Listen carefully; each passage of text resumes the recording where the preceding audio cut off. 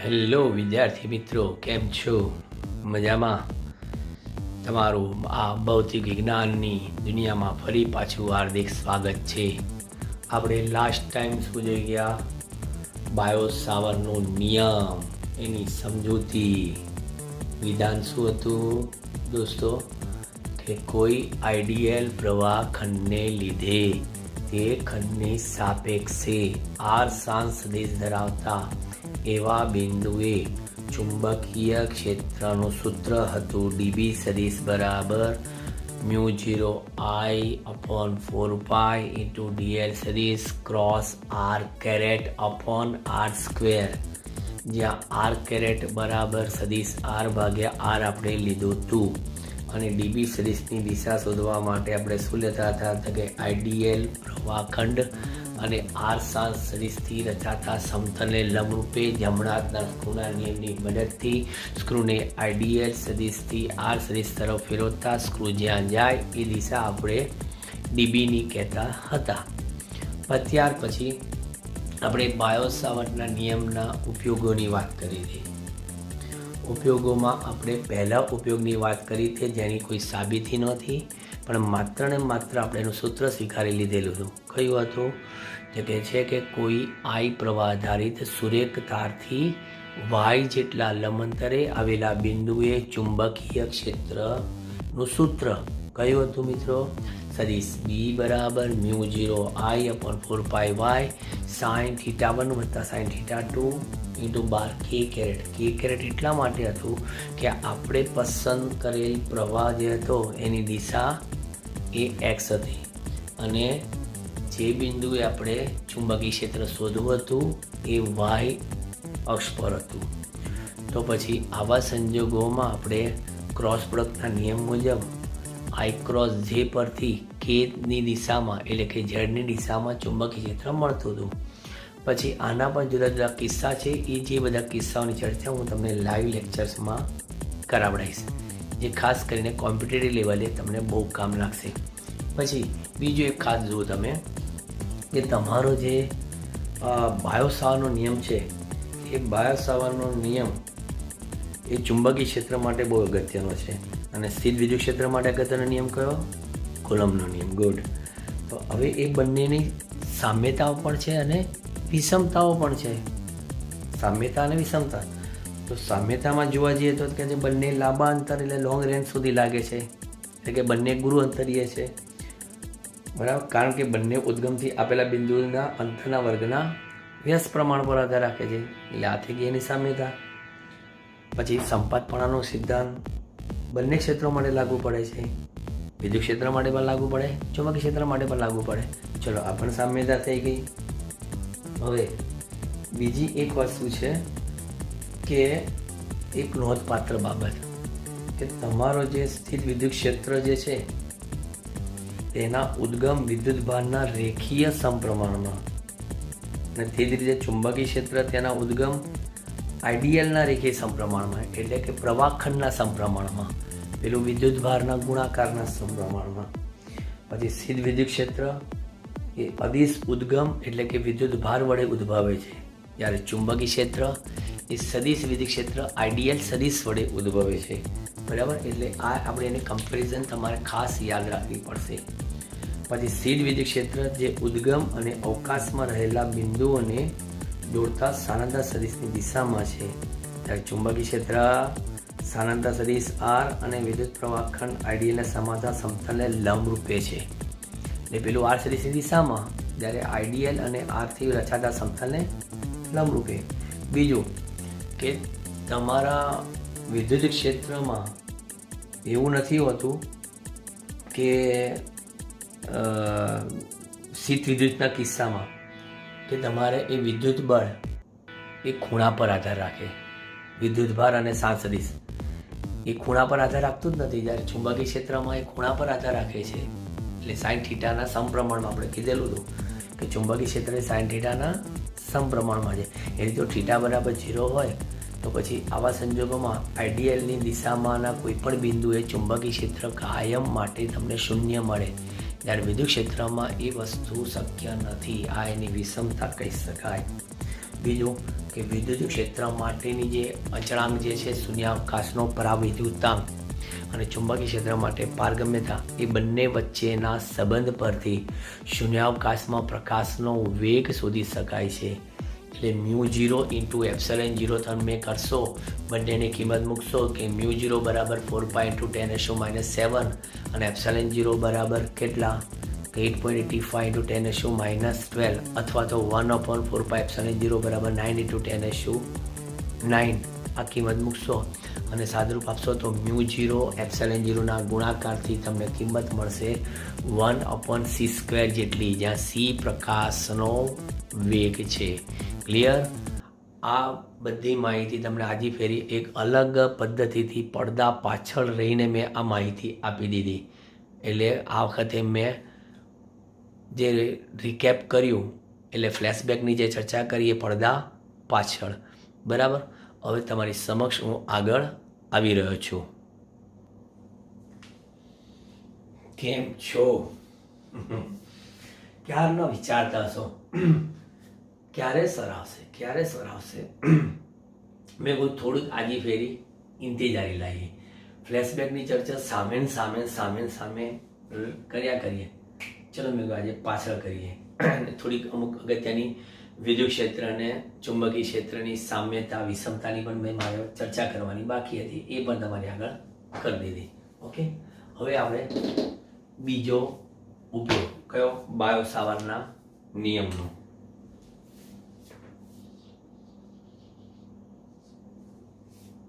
શું છે ઉપયોગ? I પ્રવાહ ધારિત.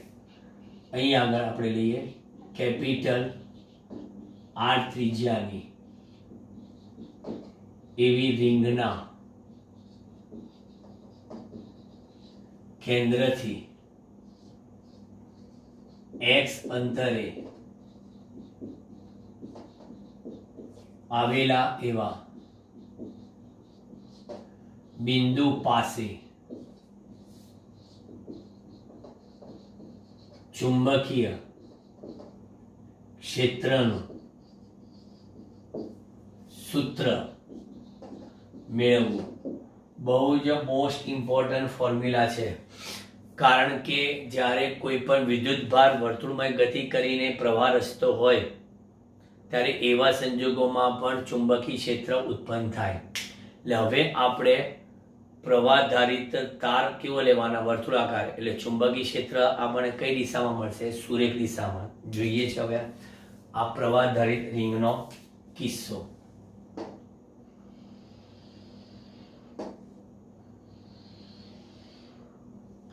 આ રીતના આપણી પાસે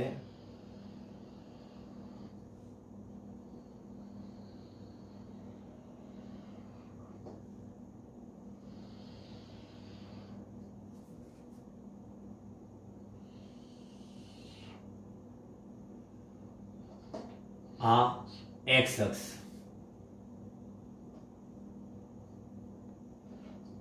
ઉગમ બિંદુ R ત્રિજ્યાની આપણી આ રિંગ. હવે એમાં પ્રવાહ આ રીતના છે. આપણે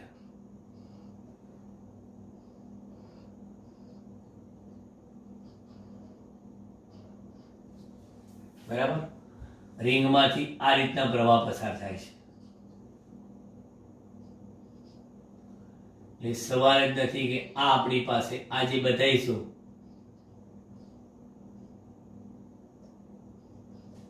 એ શું હશે?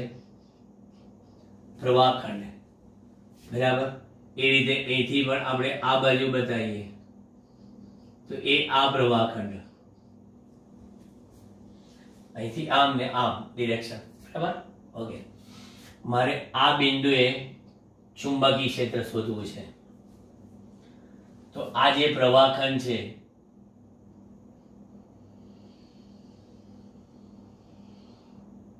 બરાબર, આ આર અંતર અથવા તો આર શાંત સદિશ પણ તમે કહી શકો. તો એ આઈડિયલ પ્રવાહખંડ અને એ બંને વચ્ચેનો ખૂણો કેટલો થાય? 90 ડિગ્રી. કારણ કે જો આમ પ્રવાહખંડ અને એને બિલકુલ લંબ રૂપે આ આર, તો અહીંયા આગળ આપણને ચુંબકીય ક્ષેત્ર મળશે આ દિશામાં, બરાબર. હવે એ ચુંબકીય ક્ષેત્ર છે આપણું ડીબી સદિશ, એને એક્સ અક્ષ સાથે કેટલો ખૂણો બનાવ્યો? થીટા. તો કહી દઉં તમને, એટલો જ આ ખૂણો હશે થીટા. અને આપણે કયા અંતરે કીધું છે? રિંગના કેન્દ્રથી એક્સ અંતરે આવેલા એવા બિંદુ પી પાસે ચુંબકીય ક્ષેત્ર મારે શોધવું છે. આ થઈ ગઈ તમારી કમ્પ્લીટ આકૃતિ. સમજી લેજો. રિંગમાં મેં પ્રવાહખંડ એવો જ પસંદ કર્યો છે. રિંગમાં મેં પ્રવાહખંડ એવો પસંદ કર્યો છે કે જે પ્રવાહખંડ રિંગના વ્યાસાંત બિંદુઓ પાસે છે. એક અહીંયા ને એક અહીંયા, બરાબર. એટલે આના લીધે તમને આમ મળે તો આના લીધે એ આમ મળશે. વિચારવું હોય તો આનું આ બાજુ આવે, આ રીતે વ્યાસાંત બિંદુ છે એટલે આનો પણ એ જ ખૂણો આવવાનો થીટા, બરાબર. સમજવા માટે ડીબી ના શું પાડશો? પરસ્પર લંબ એવા બે ઘટકો.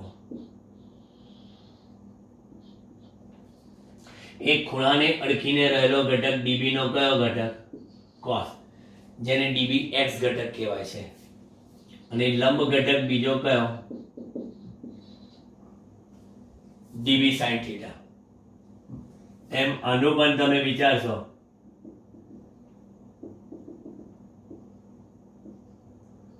આ પણ શું આવશે? DB sine theta. આ પણ શું આવશે? DB cos theta. એટલે બંનેના ડીબી કોસ થીટા એક જ દિશામાં આવ્યા અને વ્યાસાંત બિંદુના ડીબી સાઇન થીટા પરસ્પર વિરુદ્ધ દિશામાં આવ્યા. એટલે આનો અર્થ એવો થયો કે રિંગમાં પસંદ કરેલા દરેકે દરેક પ્રવાહ ખંડોને લીધે પી બિંદુ પાસે મળતી ચુંબકીય ક્ષેત્રની તીવ્રતાના કઈ આપણે આ ચુંબકીય ક્ષેત્રની તીવ્રતાના સાઇન ઘટકો એ પરસ્પર વિરુદ્ધ દિશામાં મળતા હોવાથી એકાબીજાની અસરો તેઓ નાબૂદ કરશે, પરંતુ તમામ પ્રવાહધારિત ખંડોના લીધે પી બિંદુ પાસે મળતી ચુંબકીય ક્ષેત્રની તીવ્રતાના કોસ ઘટકો એક જ દિશામાં મળતા હોવાથી એમનો સીધો સરવાળો કરીને કુલ ચુંબકીય ક્ષેત્ર મળી શકે. ટોટલ તમારે મેગ્નેટિક ફિલ્ડ મેળવવું હોય તો કોસ ઘટકો જ ધ્યાનમાં લેવા જોઈએ. સાઇન ઘટકો એકબીજાની અસર નાબૂદ કરે છે. હવે ચલો આકૃતિ તો સમજાઈ ગઈ. અહીંયા આગળ આપણને ખબર છે કે ડીબી સદિશ બરાબર શું? Mu 0 I upon 4 pi dl cross r સદિશ. તો પછી અહીંયા આગળ આવે r ક્યુબ.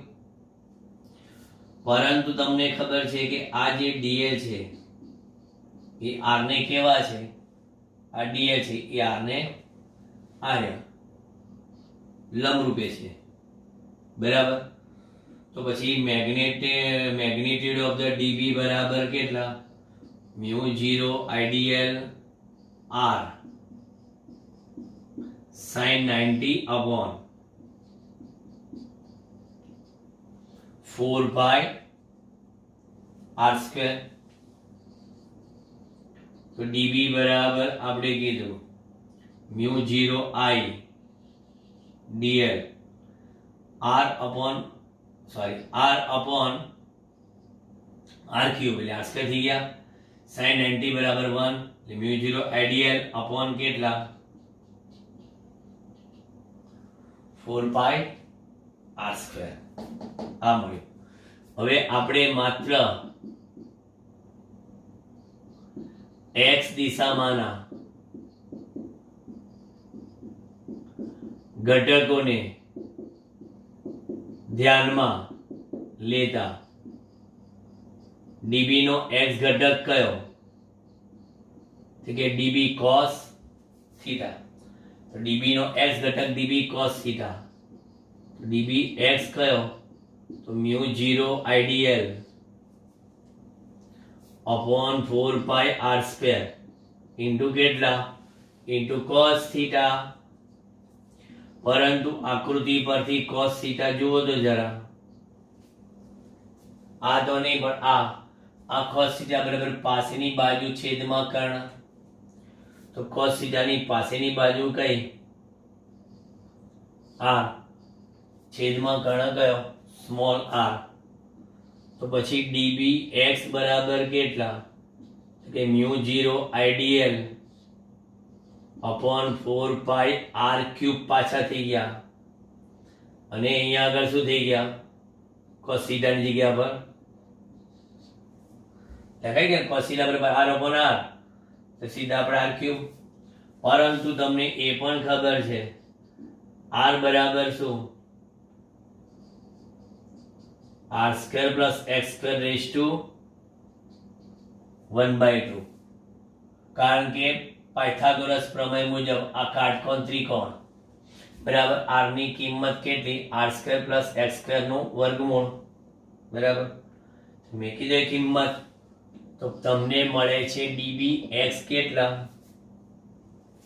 તો કે mu 0 I R upon 4 pi into બ્રેકેટમાં કોણ R square plus x square raise to 3/2. કેમ 3/2? કારણ કે 1/2 નો ક્યુબ થશે બરાબર. અને હજી આપણે રહી ગયા કોણ ઇન્ટુ ડીએલ. હવે તમે રિંગના સમગ્ર ખંડોને ધ્યાનમાં લઈએ તો આપણે શું કહીશું સમગ્ર રિંગમાંથી પસાર થતા પ્રવાહને કારણે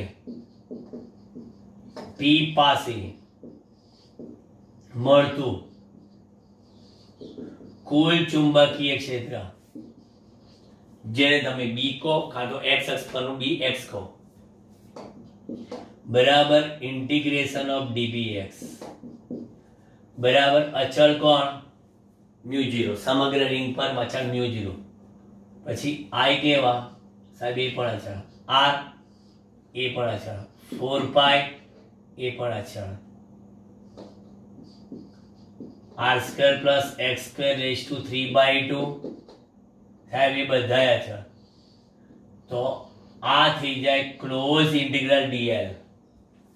સમગ્ર રિંગ પરના બધા જ ખંડો માટે બધાને ખબર છે કે બંધ સંકલન ઓફ ડીએલ બરાબર શું થાય 2 પાઈ આર, એટલે કે રિંગનો પરિઘ બરાબર, રિંગનો પરિઘ. એટલે તમે લખ્યું બી બરાબર mu 0 I R upon 4 pi R square plus x square raise to 3/2, અને અહીં લખાઈ ગયું રિંગનો પરિઘ 2 pi R. Very much important formula છે, યાદ રાખજો. Mu 0 I R square upon pi cancel upon 2 r square plus x square raised to 3/2. અહીંયા આગળ કન્ડિશન એ કે જો તમે અહીંયા x અક્ષની દિશામાંનું બિંદુની વાત કરી હોય તો ચુંબકીય ક્ષેત્ર તમને ક્યાં મળે તો કહે છે કે x દિશામાં મળે બરાબર. એટલે ટૂંકમાં આપણે શું કરવાનું જમણા હાથની આંગળીઓને વીંટાળવાની ક્યાં પ્રવાહની દિશામાં બરાબર. અહીંથી આમ જાય છે જોજો આમ, એટલે મેં આમ આંગળી વીંટાળી ઓકે. તો અંગૂઠો ક્યાં આવ્યો આમ બરાબર. પ્રવાહની દિશામાં આંગળીઓ વીંટાળતા અંગૂઠો જે દિશામાં હોય એ દિશામાં ચુંબકીય ક્ષેત્ર હોય બરાબર. અને સદિશ સ્વરૂપે બતાવવું હોય તો અહીંયા આઈ કેરેટ લખાય ને અહીંયા સદિશ બી લખાય બસ. ફરક એટલો, કારણ કે આપણે અહીંયા એક્સ અક્ષ લીધી છે એટલે. Okay, done. હવે આના કિસ્સાની વાત કરવી હોય, કિસ્સો બરાબર, n આંટાવાળી રિંગ હોય તો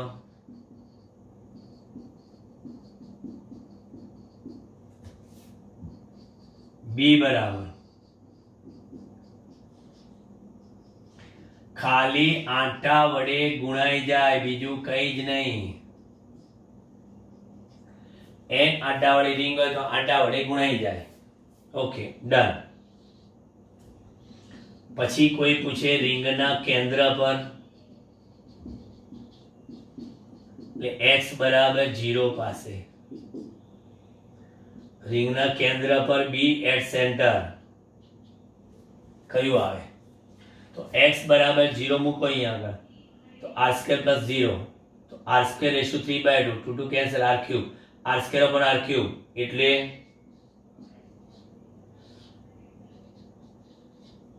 બોલો, આ થઈ ગયું એનું સૂત્ર. કામ બહુ લાગશે. પરમાણુના ન્યુક્લિયસની ફરતે ઇલેક્ટ્રોન જ્યારે ભ્રમણ કરે ને ત્યારે કેન્દ્રમાં મેગ્નેટિઝમ હોય, અને મેગ્નેટિઝમ શોધવું હોય ને તો એ ઇલેક્ટ્રોનના ભ્રમણથી રચાતો પ્રવાહ I બરાબર, થર્ડ ચેપ્ટરમાં I બરાબર વિદ્યુતભાર ગુણ્યા આવૃત્તિથી I શોધીએ છે બરાબર. અને એની કક્ષીય ત્રિજ્યા અહીંયા મેકી દો એટલે તમને b એટ સેન્ટર એટલે કેન્દ્રમાં કેટલું મેગ્નેટિઝમ છે તે મળી જાય. અને મેગ્નેટિઝમની ડિરેક્શન જાણવી હોય તો રેવાજીક પ્રવાહ જે દિશામાં વહે છે એ દિશામાં આંગળી વીંટાળવાની, અંગૂઠો જે થમ્સઅપની જેમ જે બાજુ ઉચકાય એ દિશા મળી જાય કોની? ચુંબકીય ક્ષેત્રની. પછી અહીંયા આગળ એવું કહીએ, રિંગના કેન્દ્રથી અતિ દૂરના બિંદુએ x is very much greater than r પાસે, બહુ દૂર જતા રહો, very much far, બહુ દૂર. તો b at x, તો પછી r² + x² માં r² નું પદ અવગણાય, કારણ કે x is very much greater than r, તો આ સરવાળામાં આ પદ શરમાઈ જાય, એ શરમાઈ જાય એટલે એ 0 થઈ જાય, તો x² ની એટલે x³ થઈ જાય, એટલે ઉપર શું થશે? ઉપર તો as it is જ રહે, μ0 ir² upon કેટલા? એટલે આ પરિસ્થિતિમાં તમને કહી દઉં કે અતિ દૂરના બિંદુએ Vx is very much greater than r હોય તો એ અંતરના કેવા પ્રમાણમાં? ઘનના વ્યસ્ત પ્રમાણમાં હોય. એટલે આ કોમ્પિટિટિવ માટે આ કોન્સેપ્ટ તમને કામ લાગે. એટલે I ઇમ્પોર્ટન્ટ છે તમારું ફોર્મ્યુલા. આ આંટાવાળું બનાવો એ પણ યાદ રાખજો, આ પણ યાદ રાખજો, આ પણ યાદ રાખજો, આ પણ યાદ રાખજો. ટૂંકમાં આ કિસ્સા માટે ફાઇનલી આ ફોર્મ્યુલા આવી કોના પરથી? આના પરથી. ક્લિયર? તમને કમ્પ્લીટ. આ ખંડ માટે પણ આ આવે, આ ખંડ માટે પણ આ આવે. એટલે ટૂંકમાં વ્યાસાંત બિંદુ લેશો ત્યારે કોસાઇન ઘટકો એકબીજાની અસર નાબૂદ કરે. માત્ર ને માત્ર આપણે કોસ ઘટકો જ ધ્યાનમાં લઈએ છીએ, અને કોસ ઘટકો એક જ દિશામાં હોય. આકૃતિમાં શું છે, હજી 3D આપણે બતાવી શકતા હોય ને, આવશે ટેકનોલોજી આગળ જતા, કે જેથી 3D માં તમને આમ આખી રિંગ ને બધું ફેરવી દઈએ તો તમને પરફેક્ટ વિઝન ક્લિયર થઈ જાય. બાકી આ સાબિત કરવાનો તો બસ એનું આનું પરિણામ સીધું આવ્યું નહીં, હવે પાછો ફરી આવશે, એનું પણ પરિણામ આપણે સીધું જ લખીએ છીએ. જોઈ લો પહેલા.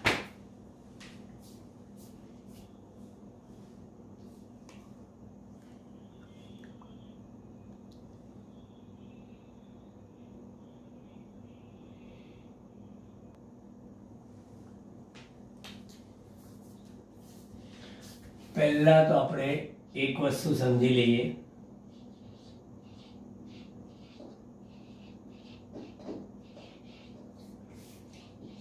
સોલેનોઇડ.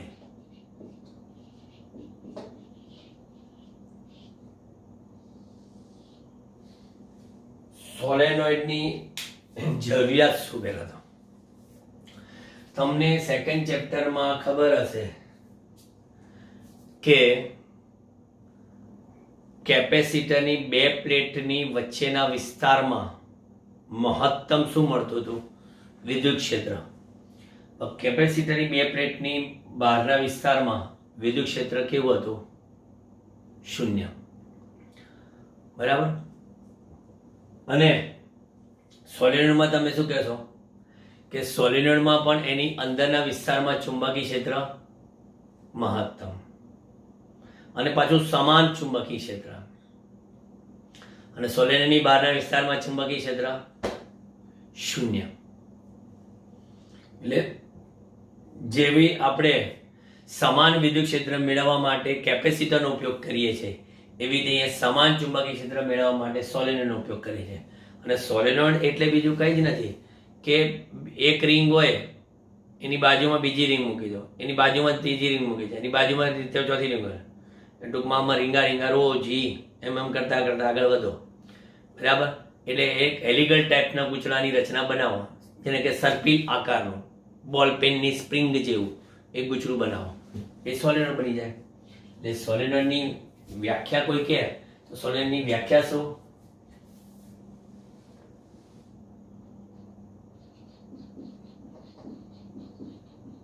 પાસ પાસે વીંટાળેલા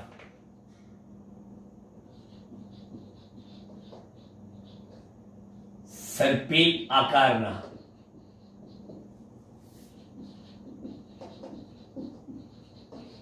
ગૂંચળાથી બનતી રચના, એટલે આપણે કહીએ એને સોલેનોઇડ. સોલેનોઇડમાં આપણે આમ જસ્ટ વિચારીએ, આમ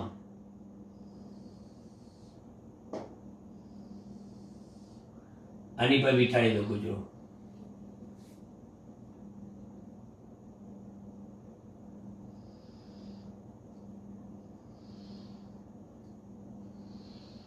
આ ગુજરું વિઠાડ્યો.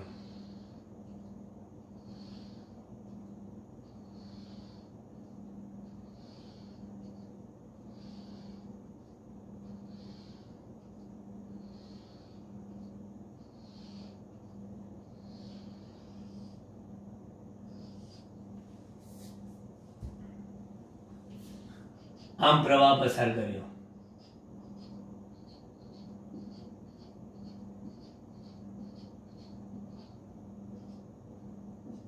આઈ આઈ.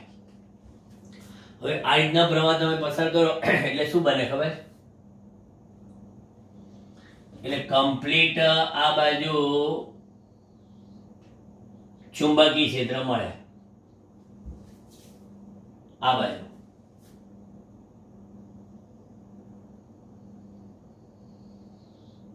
ક્ષેત્ર રેખાઓ જાય. પછી આ રીતના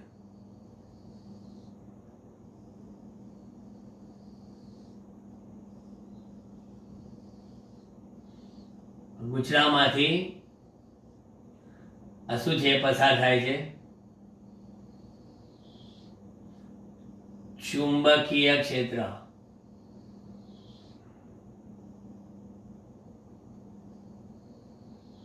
આ રીતના પસાર થયું. બધી ચુંબકીય ક્ષેત્ર રેખાઓ અહીંથી દાખલ થઈ અને અહીંયા આગળ બધી બહાર આવી. એટલે તમે જો સોલેનોઇડની અંદર ચુંબકીય ક્ષેત્ર કેવું મળ્યું ને? સમાન ચુંબકીય ક્ષેત્ર. અહીંયા આગળ બહારના વિસ્તારમાં ચુંબકીય ક્ષેત્ર કેવું હોય? 0. અહીં બહારના વિસ્તારમાં ચુંબકીય ક્ષેત્ર 0 હોય સોલેનોઇડની અંદરના વિસ્તારમાં. બરાબર. એટલે આપણે અહીંયા આગળ આવી રીતે એક સોલેનોઇડ વિચારીશું, આ એનો અક્ષ કહીશું, આ અક્ષ પરના કોઈ બિંદુએ ચુંબકીય ક્ષેત્રનું સૂત્ર કયું, એવું આપણે ડાયરેક્ટ સૂત્ર અત્યારે સ્વીકારવાનું છે. બરાબર. આપણે જે સોલેનોઇડ લેવાના છે એ આ રીતના વિચારીશું.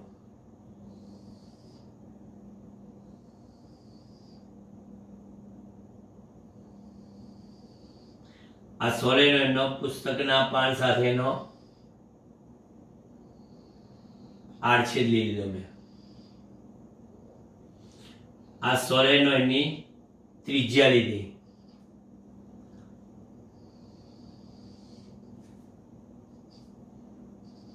આ મેં અક્ષ લીધી, બરાબર. હવે આ સોલેનોઇડ પર વીંટાળેલા તાર છે.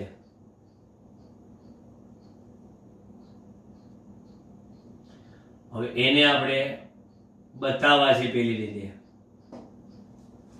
લંબરૂપે. તો અહીંથી તાર બહાર આવે છે ને અહીંયા આગળ દાખલ થાય છે નીચે. તો દાખલ થતા તાર બધા ચોકડી વડે બતાવીએ. આ દાખલ થતા તાર બધા, એટલે એનો અર્થ એ થયો કે અહીંથી પ્રવાહ દાખલ થાય છે ને અહીંથી બધેથી પ્રવાહ બહાર આવે છે. ઓકે, હા. આ બિંદુએ મારે ચુંબકીય ક્ષેત્ર શોધવું છે, બરાબર. આ બિંદુએ ચુંબકીય ક્ષેત્ર શોધવું છે. હવે આ સોલેનોઇડના બે છેડાઓ છે. જેમ પેલા તારમાં પણ મેં કીધેલું કે તારના બે છેડા હોય. જે બિંદુએ તમારે ચુંબકીય ક્ષેત્ર શોધવું છે તે બિંદુએ દોરેલા લંબ સાથે માની લો કે આ ખૂણા બનાવે છે α1 અને α2, બરાબર. આમાં હું સોલેનોઇડની લંબાઈ વિચારી લઉં, તમને કહી દઉં. આ બિંદુ મધ્ય બિંદુ છે એવું નથી માનતો. ધારો કે આ સોલેનોઇડની લંબાઈ L1 છે, આટલા ભાગની, અને આટલા ભાગની લંબાઈ L2 છે. એ ટોટલ સોલેનોઇડની લંબાઈ આપણે કેટલી કહેવાના? L બરાબર L1 પ્લસ L2. સોલેનોઇડના આડછેદની ત્રિજ્યા A, બરાબર. સોલેનોઇડના આડછેદની ત્રિજ્યા A, બરાબર. અને લંબાઈ આપણે કેટલી લઈએ છે? લંબાઈ આપણે એની L લઈ લઈએ છે, બરાબર. ટોટલ લંબાઈ L અને આડછેદની ત્રિજ્યા A. હવે મારે O બિંદુએ ચુંબકીય ક્ષેત્ર શોધવું તો હું એનું પહેલા વ્યાપક સૂત્ર આપું છું. એનું એક વ્યાપક સૂત્ર, પછી પહેલા ઉપયોગમાં મેં જેમ કરેલી વાત એ આપણે જોઈશું. અહીંયા આગળ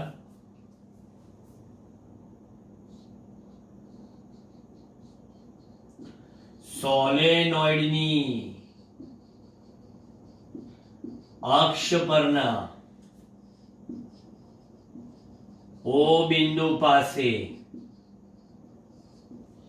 મળતું ચુંબકીય ક્ષેત્ર B.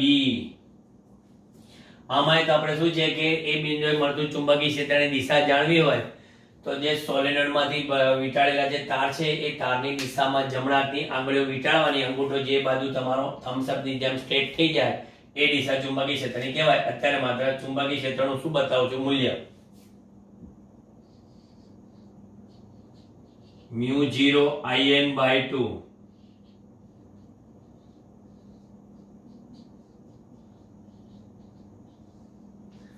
sin of α1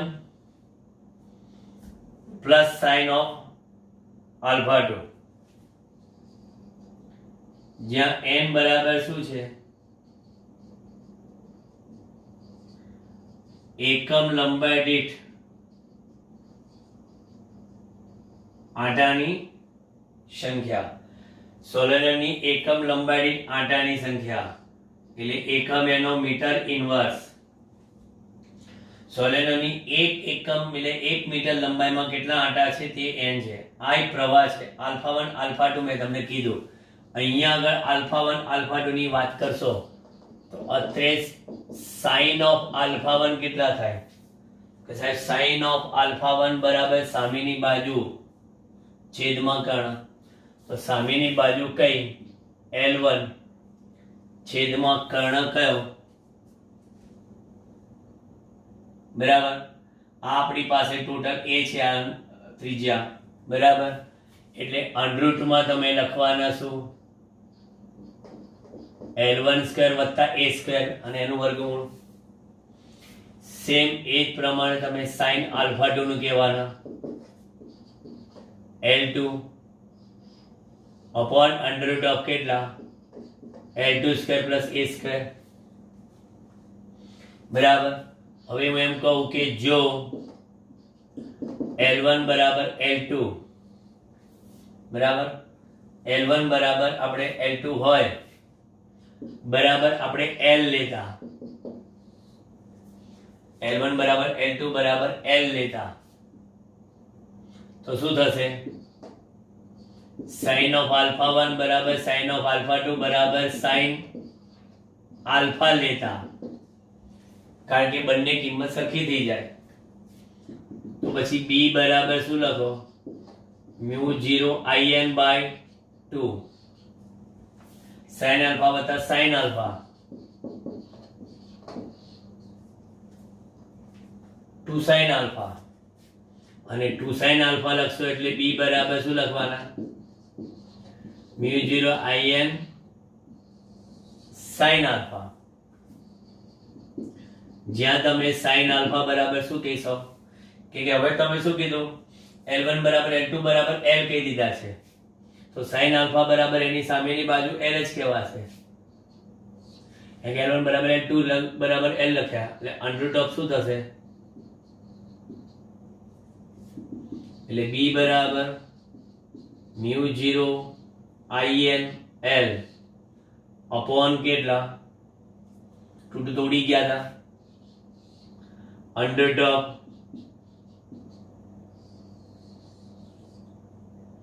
અને એમાં આ NL બરાબર શું સોલેનોઇડમાં કુલ આંટા બરાબર સોલેનોઇડમાં મળતા આપણને કુલ આંટાની સંખ્યા થઈ ગઈ એકમ લંબાઈ લઈએ તો L લંબાઈમાં કેટલા N આંટા બરાબર હવે આ જે તમે સૂત્ર લાવ્યા ને એ કયું છે ખબર છે સોલેનોઇડની અક્ષ પરના મધ્ય બિંદુએ મળતું ચુંબકીય ક્ષેત્ર સોલેનોઇડની અક્ષ પરના મધ્ય બિંદુએ મળતું ચુંબકીય ક્ષેત્ર હું આનું હજી પણ એક સિમ્પ્લિફિકેશન આપું કદાચ તો તમને કન્ફ્યુઝન ના રહે બરાબર કે આમાં આખું ટોટલ સોલેનોઇડની લંબાઈ તો મારી પાસે 12 થઈ હજી એક ઈઝી મેથડ આપું તમને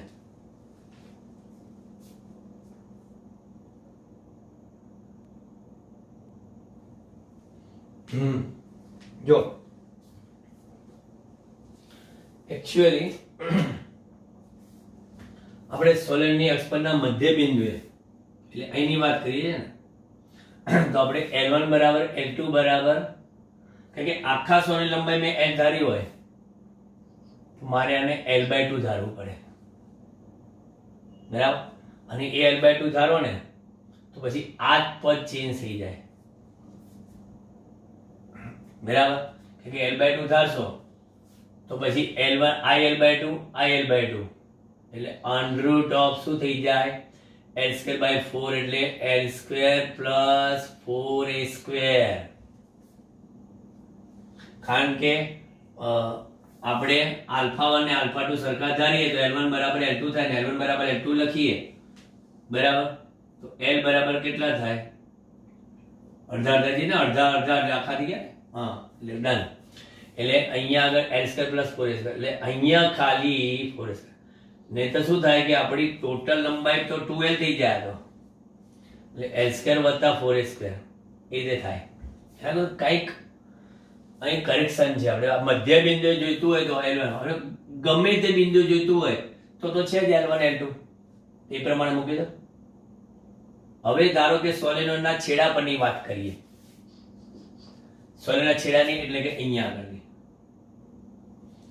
એટલે એમાં શું થશે L1 બરાબર 0 અને L2 બરાબર L લેતા હવે આખું ઊંધું L1 બરાબર 0 અને L2 બરાબર L એટલે આખી વાત આમ છે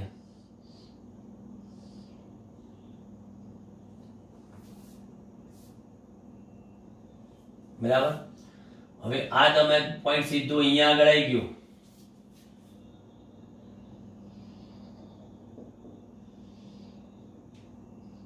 એટલે આ આલ્ફા જ રહ્યો ખાલી અને આ પી બિંદુ આવી ગયું અને આ એ આવી ગયો. આવી આકૃતિ થઈ. આ મધ્ય બિંદુ જેવી જ થઈ ગઈ, પણ આ તમારી અહીંની આવી ગઈ. તો આનો સાઈન આલ્ફા કેટલો થાય? આનો સાઈન આલ્ફા બરાબર સામેની બાજુ છેદમાં કર્ણ L સ્ક્વેર વત્તા E સ્ક્વેર, બરાબર. અને ચુંબકીય ક્ષેત્ર પી બિંદુ પાસે અહીં આગળ એક સાઈન આલ્ફા જ રહ્યા, બરાબર. અને એક આ સાઈન આલ્ફા 1 બરાબર કેટલા થઈ જશે? અહીંથી તમે આ લેશો તો 0. આલ્ફા 1 બરાબર 0 એટલે સાઈન 0 બરાબર 0. એટલે તમારી પાસે b બરાબર મ્યુ 0 in બાય 2 અને ઇન્ટુ સાઈન આલ્ફા થાય. એટલે b બરાબર મ્યુ 0 in બાય 2 અને પેલા l અને અપોન અંડરરૂટ. તમને આમ બધા સરખા જેવા સૂત્ર લાગતા હશે, પણ સરખા જેવા નથી. અને અહીંયા આગળ પણ nl બરાબર કુલ આંટા લખી શકાય. અહીંયા l square plus 4a square, અહીંયા l square plus a square, બરાબર. છેડા પરના બિંદુએ, આ મધ્ય બિંદુએ સોલેનોઇડની અક્ષ પરના છેડા પરના બિંદુએ મળતું ચુંબકીય ક્ષેત્ર. અને હવે છેલ્લું મોસ્ટ ઇમ્પોર્ટન્ટ, અતિ લાંબા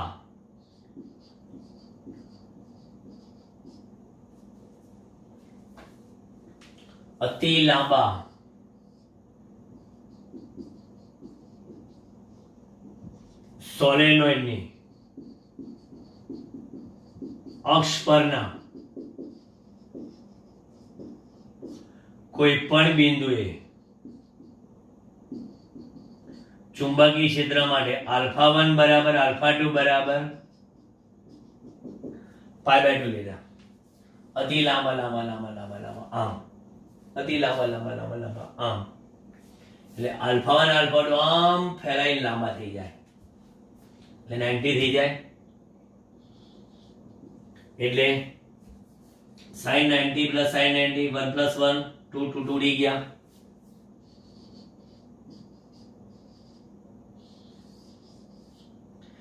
અતિ લાંબા સોલેનોઇડ માટે આવું લખી શકાય, બરાબર. અને તમે L is very much greater than L છે એટલે આને આપણે આમ પણ લખી શકાય. NL બરાબર N, તો N બરાબર કેટલા?